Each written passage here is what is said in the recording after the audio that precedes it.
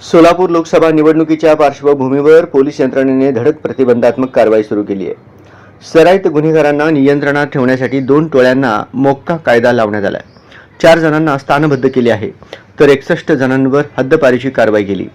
ग्रामीण भागातील सराईत गुन्हेगारांची माहिती संकलित केली जात आहे.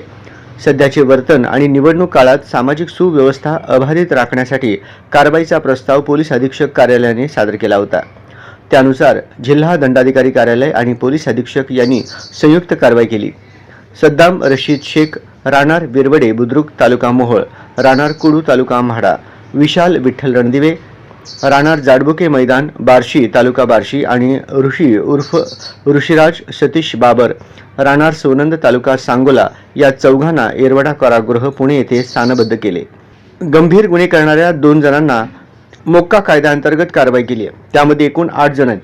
पंढरपूर येथील टोळीविरुद्ध दाखल गुन्ह्याचा तपास उपाधीक्षक अर्जुन भोसले यांनी, तर माढा तालुक्यातील टोळीवरील गुन्ह्याचा तपास उपाधीक्षक अजित पाटील करत आहेत. वेगवेगळ्या कालावधीसाठी 20 जणांना हद्दपार केले.